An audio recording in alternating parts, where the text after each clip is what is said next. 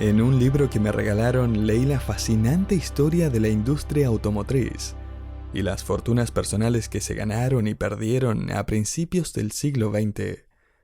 Uno de los personajes más interesantes entre ellos fue un empresario llamado William Durant.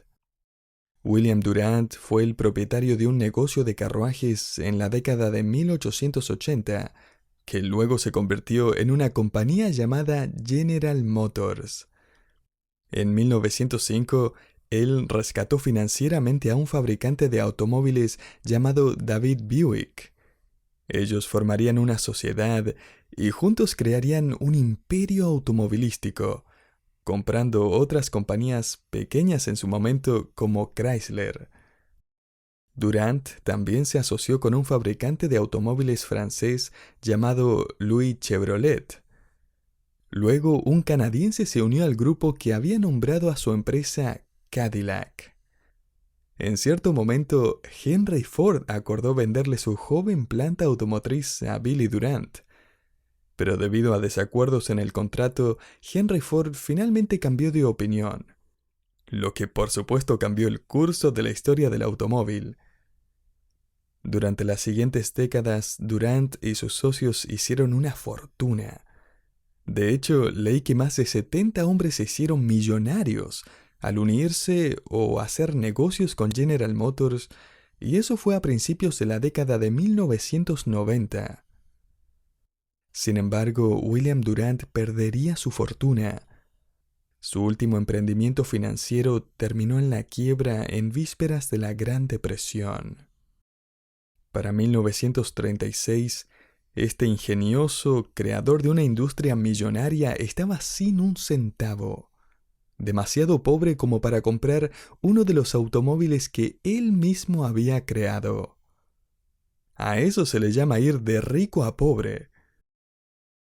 Francamente, esa caída de la fama y la riqueza a la oscuridad y la pobreza no es nada comparado con nuestro próximo héroe de la fe, Moisés.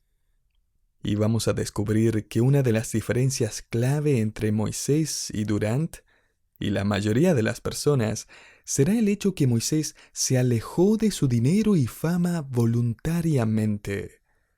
De hecho, él se alejó de todo eso debido a su fe. Le invito a que abra su Biblia conmigo en Hebreos capítulo 11. Y mientras se encuentra el capítulo, permítame mostrarle 5 formas en que podría evaluar el hecho de que Moisés fue de hecho el líder más grande que Israel haya conocido. En primer lugar, Moisés fue el mayor profeta de Israel. Dios distinguió a Moisés de todos los demás profetas cuando dijo: «Cuando haya entre vosotros profeta de Jehová, le apareceré en visión, en sueños hablaré con él». No así a mi siervo Moisés, que es fiel en toda mi casa. Cara a cara hablaré con él, y claramente, no por figuras, y verá la apariencia de Jehová. Números 12 del 6 al 8. Recuerde que Moisés fue quien se acercó tanto a la presencia de Dios que durante varios días tuvo que usar un velo, porque su rostro resplandecía intensamente con la luz de la gloria de Dios. En segundo lugar, Moisés fue el mayor legislador de Israel. Prácticamente todo lo que cualquier judío sabía acerca de la ley y las ordenanzas de Dios provino de los escritos de Moisés, quien escribió Génesis, Éxodo, Levítico, Números y Deuteronomio. 5 libros inspirados que llamamos el Pentateuco. Es por eso que, en tercer lugar, Moisés fue el mayor historiador de Israel. Y no solo eso, sino que, en cuarto lugar, él fue el mayor santo de Israel. El libro de Números agrega este comentario inspirado que reivindica el carácter de Moisés, que típicamente era cuestionado o desafiado. Dios registró que Moisés fue el hombre más manso o humilde que había sobre la faz de la tierra. Números 12:3. En quinto y último lugar, Moisés fue el mayor libertador humano de Israel. Dios dijo acerca de Moisés después de su muerte: Y nunca más se levantó profeta en Israel como Moisés, a quien haya conocido Jehová cara a cara. Nadie como él en todas las señales y prodigios que Jehová le envió a hacer en tierra de Egipto, a Faraón y a todos sus siervos y a toda su tierra, y en el gran poder y en los hechos grandiosos y terribles que Moisés hizo a la vista de todo Israel. Deuteronomio 34 del 10 al 12. Y a pesar de todo eso, él nunca entró a la tierra prometida. Él nunca recuperó el lujo de un palacio ni el estatus de realeza. A diferencia de William Durant, Moisés pasó voluntariamente de un capítulo a otro en su vida. Y la palabra clave que marca cada capítulo de su vida, según Hebreos 11, es la palabra fe. El escritor de Hebreos nos va a explicar eso, y para hacerlo va a resumir la vida de Moisés. De hecho, condensará todo el libro de Éxodo y aún más en solo 7 versículos. Parecido a lo que hizo con Abraham, el escritor de Hebreos presentará 4 etapas o 4 capítulos de la vida de Moisés, y cada capítulo comienza con las palabras por la fe. Puede subrayarlos en su Biblia. Versículo 23, por la fe. Versículo 24, por la fe. Versículo 27, por la fe. Y versículo 28, por la fe. Volviendo a Hebreos 11:23, vemos el primer capítulo de esta biografía condensada de Moisés. La vamos a llamar la preservación por la fe. Note, por la fe, Moisés cuando nació fue escondido por sus padres por 3 meses, porque le vieron niño hermoso y no temieron el decreto del rey.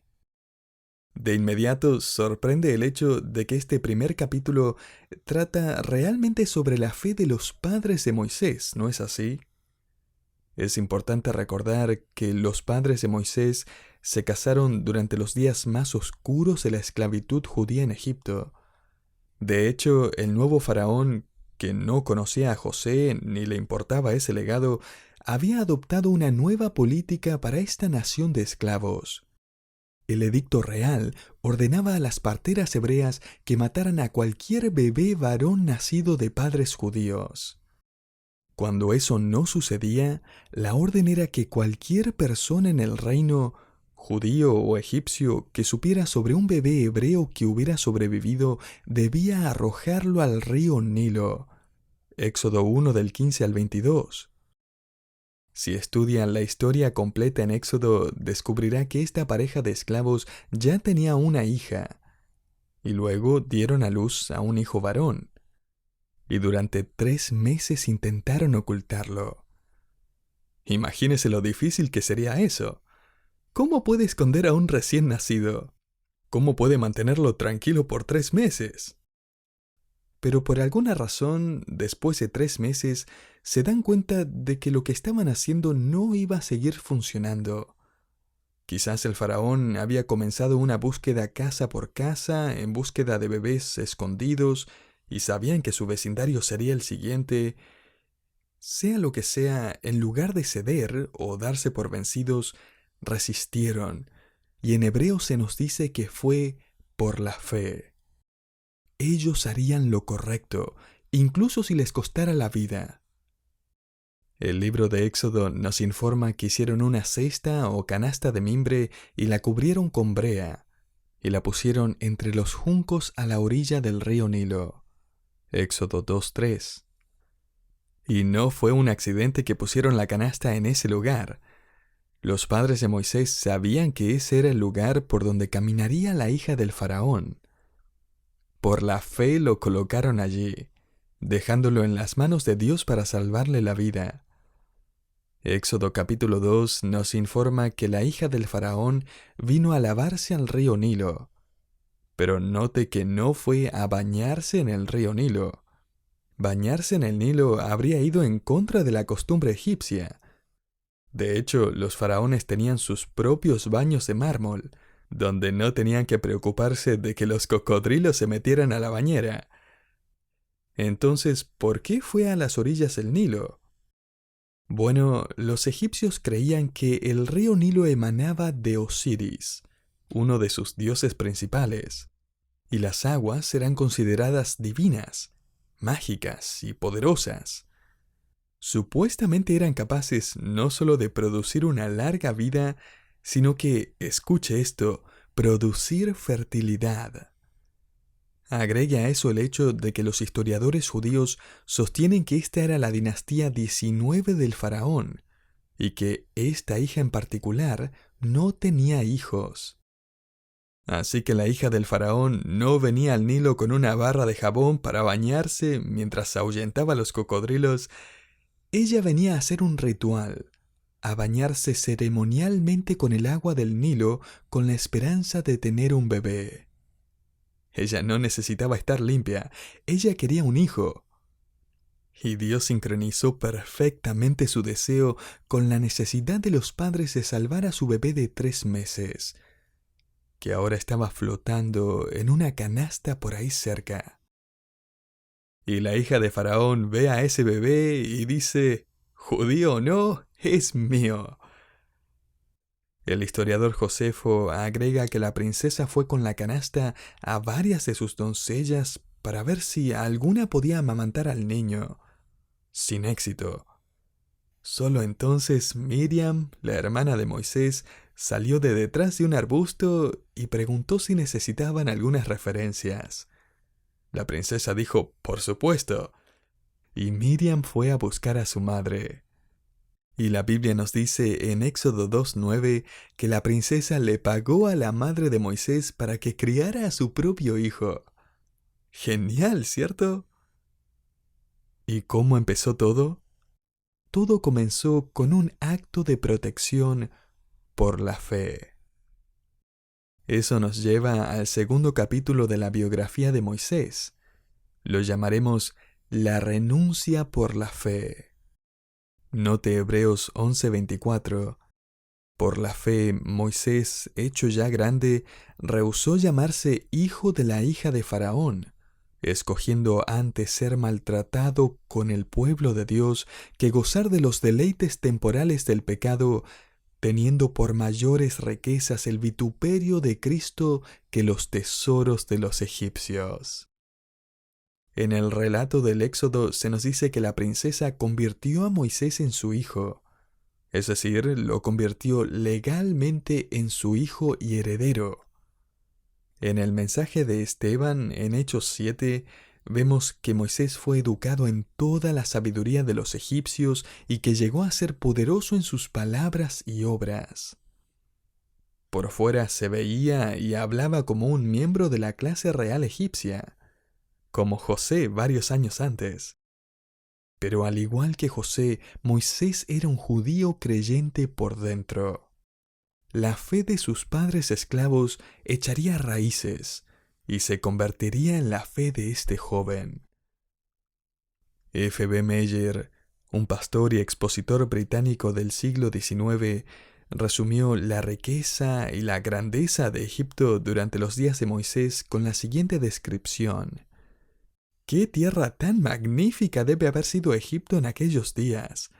Las orillas del Nilo estaban cubiertas de ciudades, aldeas, templos majestuosos y todas las evidencias de una civilización avanzada.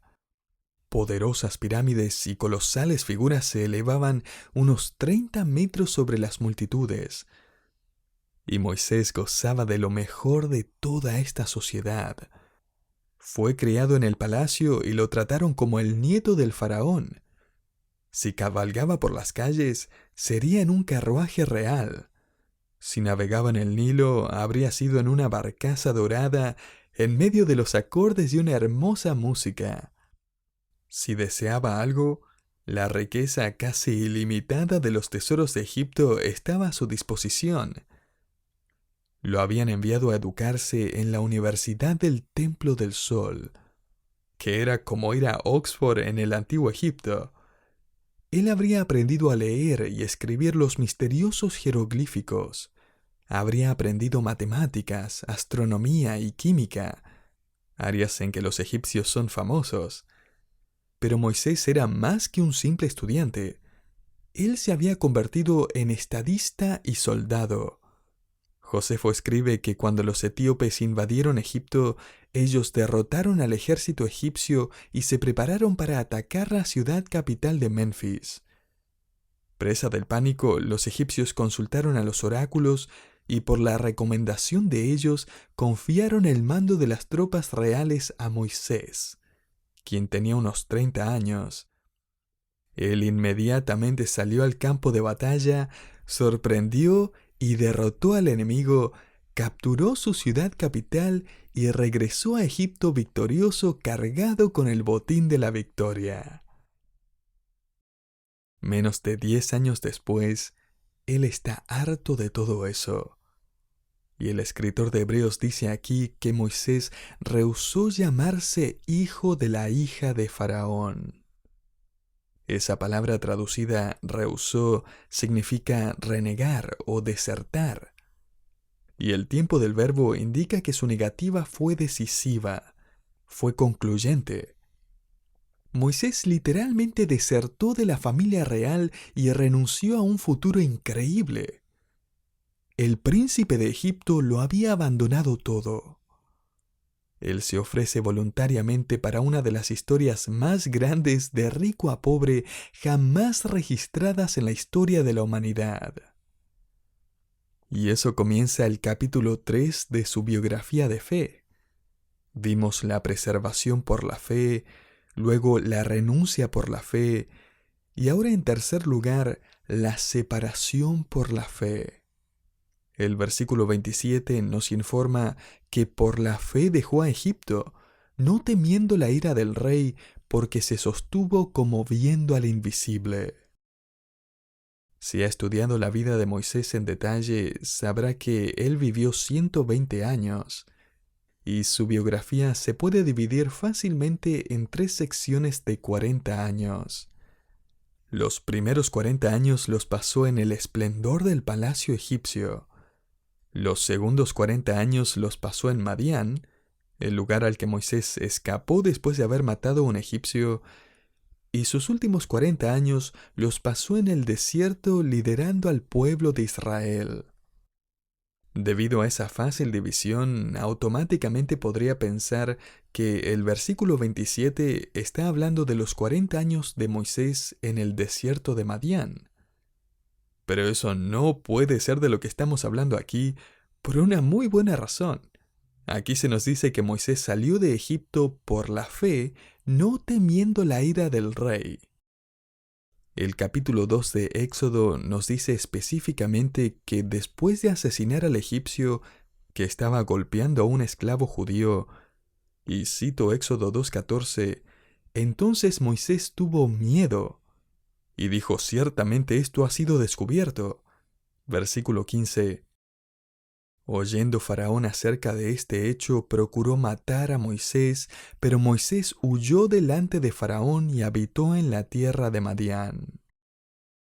Así que Moisés no estaba corriendo por fe, sino por su vida. Así que eso no puede ser lo que está hablando Hebreos 11. De hecho, si nota el versículo 27, nuevamente se nos dice que Moisés se sostuvo como si viera al invisible. ¿Y quién era el invisible? Volvamos a la última parte del versículo 26, porque tenía puesta la mirada en el galardón. ¿Y quién es el que le traerá este galardón?